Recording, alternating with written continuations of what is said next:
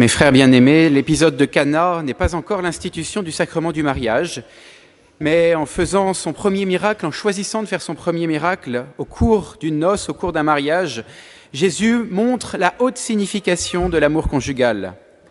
Le rituel du mariage, dans la liturgie de mariage, le dit, parole très forte, le Christ bénit abondamment l'amour conjugal, abondamment l'amour conjugal. Et ce vin qui est aujourd'hui transformé est symbole de fête, signe de la joie divine, de la joie de Dieu, de l'émerveillement de Dieu devant la beauté de ce qu'il a créé, de l'amour conjugal et du mariage. Mais aujourd'hui, Jésus fait un lien tout particulier entre 2 heures, cette heure qu'il est en train de vivre, de célébrer la célébration joyeuse de ce mariage, et puis l'autre heure dont il fait mention et dont il parle à sa mère, « Mon heure n'est pas encore venue », l'heure de la passion, de son sacrifice sur la croix. Et en faisant ce lien, Jésus souligne le lien étroit qui existe entre, d'une part, l'amour conjugal, célébré dans ses noces, et son amour pour nous, manifesté sur la croix au moment de son heure. Voilà pourquoi Cana est une manifestation, 3e triptyque des manifestations, épiphanie, baptême du Seigneur et miracle de Cana, manifestation de son amour pour nous. Et ainsi, ces 2 amours, l'amour du Christ sur la croix pour nous et l'amour conjugal qui unit un homme et une femme, s'éclairent mutuellement. Je comprends comment Dieu m'aime, comment le Christ m'aime en regardant l'amour conjugal, cet amour qui est le plus accessible que je vois. Je pars du plus sensible pour arriver au plus spirituel. Comment Dieu m'aimez-vous? Je regarde l'amour humain et je m'y comprends mieux. Mais aussi, je comprends comment je dois aimer mon conjoint et donc comment purifier mon amour conjugal et plus largement tout mon amour de tout prochain en regardant comment le Christ m'aime. Marie, aimez vos femmes comme le Christ a aimé l'Église. Il y a un modèle, l'amour du Christ pour son Église, et l'amour conjugal est l'image à l'imitation de cet amour du Christ. Et Jésus a aimé l'Église sur la croix, au moment de son heure, cette heure qui n'était pas encore venue au moment de Cana. Et c'est bien au moment de la mort sur la croix que Jésus va instituer le sacrement du mariage, rendant l'amour conjugal image sacramentelle de son amour parfait pour son Église. En ce dimanche, pour purifier notre amour conjugal, mais évidemment, ça vaut pour tout amour, et l'amour du prochain, ce sermon n'est pas réservé exclusivement à ceux qui sont mariés, eh bien, regardons l'amour du Christ en croix. Regardons, contemplons et cherchons ensuite à imiter, à purifier notre amour. Le Christ, dans sa passion, est tout tourné vers chaque homme pour se donner à lui. Pourquoi? Parce que aimer, c'est d'abord se donner. Jésus l'a dit, il n'y a pas de plus grand amour que de donner sa vie pour ses amis. Et il avait dit à un autre moment, seule parole de l'Évangile de Jésus qui n'est pas dans l'Évangile, mais rapportée par les Actes des Apôtres, par saint Paul, le Seigneur nous dit, il y a plus de joie à donner qu'à recevoir. L'amour est d'abord un don de soi. Ce n'est pas une captation, mais un don de soi. Et pourtant, cet amour est abîmé. Et la perception de l'amour est abîmée. Il y a vécu un renversement, malheureusement, à cause du péché. On aime l'autre, apparemment, on pense cela pour ce qu'il nous apporte, par ce qu'il nous comble. Et souvent parce qu'il comble la partie la plus superficielle de notre sensibilité. Jésus, sur la croix, nous révèle qu'aimer, c'est d'abord se donner, chercher à rendre l'autre heureux. Et sainte Thérèse le dira avec force, aimer, c'est tout donner et se donner soi-même. Dans la définition de l'amour, il y a d'abord un mouvement de moi vers l'autre et non pas de l'autre vers moi. Alors bien sûr, quand j'aime, j'attends en retour d'être aimé. Il y a ça dans le mouvement de l'amour. J'attends, j'espère, mais je ne peux pas exiger. Il serait faux, l'amour qui dirait « je t'aime si tu m'aimes, je t'aime tant que tu m'apportes quelque chose, tant que je me sens bien avec toi ». Sur la croix, Jésus ne pense pas à lui, il pense au larron, il pense à sa mère, il pense à sa Jean, il pense aux pauvres pécheurs qui l'ont condamné et qui ne savent pas ce qu'ils font. Il est tout tourné vers les autres. Sur la croix, Jésus aime gratuitement sans retour. Dans ma vie de couple, dans ma vie de relation avec mon prochain, est-ce que j'aime ainsi, gratuitement, sans exiger de retour? Ou mon amour est-il trop teinté, voire imprégné d'égoïsme? Qu'est-ce que ça m'apporte à moi? Moi.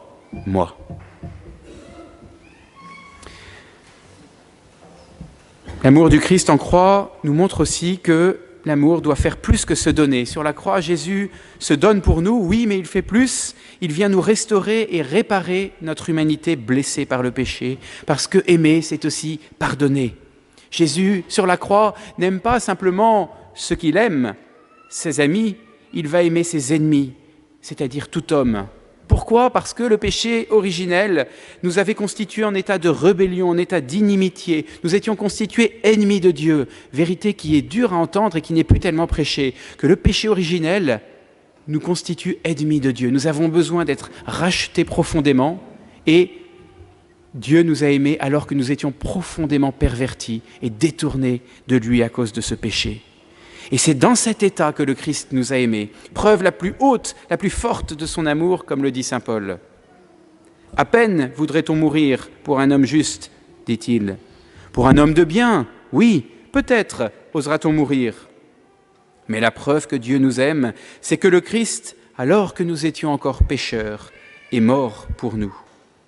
L'amour dont Dieu nous a aimés, dont le Christ nous a aimés, c'est un amour qui pardonne. L'amour doit non seulement aimer, se donner gratuitement, mais aimer, se donner gratuitement, même quand le prochain nous a blessés. Combien de fois, dans notre vie de couple, ou nos relations avec autrui, avons-nous à aimer de cette manière? Toutes ces situations où nous avons plutôt envie de détester, voire de haïr celle qui nous a fait du mal. Le mouvement naturel des forces naturelles humaines est alors de s'arrêter d'aimer, c'est vrai. Mais la loi nouvelle nous y invite, nous le rappelle avec force, et le Christ nous donne sa force humaine pour le vivre. Il faut aimer surnaturellement, aimer notre ennemi, même quand celui-ci nous a blessés profondément. Le dernier trait de l'amour du Christ en croix et que Cana souligne, c'est enfin la surabondance. Aimer, c'est se donner, c'est pardonner, mais c'est le faire abondamment, sans limite, sans s'arrêter. Ce don total et sans limite, sans réserve, nous le voyons signifié de manière expressive à Cana par la quantité d'eau changée en vin, près de 600 litres, sûrement trop pour la fin de ces noces, pour cette deuxième partie où les gens sont déjà un petit peu imbibés. Il y a trop, et pourtant le Seigneur fait cette grande multiplication. Cette grande transformation. Et nous le voyons aussi sur la croix, quand l'eau et le sang vont sortir du côté du Christ alors que le Christ est déjà mort, mouvement de surabondance, pour s'écouler jusqu'à nous de manière inépuisable, parce que c'était déjà énorme sur la croix et c'est actualisé à chaque messe, toutes ces messes de tous les âges, de tous les ans, qui actualisent cette eau et ce sang qui coule pour nous. Jésus nous a aimés et nous aime sans limite. Et il nous demande à son tour, à notre tour, d'aimer, de pardonner, de nous donner sans limite, comme lui l'a fait. Saint Pierre demandera un jour à Jésus, « Combien de fois mon frère pourra-t-il pécher contre moi et devrais-je lui pardonner? Irai-je jusqu'à 7 fois ?» Sous-entendu, c'est déjà l'infini pour moi. Jésus lui dit, « Je ne te dis pas jusqu'à 7 fois, mais jusqu'à 77 fois, 7 fois. » Ne sommes-nous pas un petit peu trop dans nos relations conjugales, dans nos relations avec nos frères, dans un rapport de justice? Avons-nous assez de cœur pour nous donner sans compter, sans attendre d'autres récompenses que de savoir qu'on imite le Seigneur? Oui, c'est exigeant, cette persévérance dans le don de nous-mêmes, cette persévérance dans le pardon, non pas 7 fois, mais 77 fois. C'est apparemment au-dessus de nos forces. Mais le Christ nous communique sa charité, sa persévérance dans l'amour, par le sacrement du mariage, par le sacrement de l'Eucharistie, par l'intimité dans la prière que nous avons, pour puiser en son amour surabondant la force d'aimer avec plus de largesse notre conjoint ou notre proche. Si nous n'y arrivons pas, c'est que nous ne sommes pas assez enracinés en Dieu.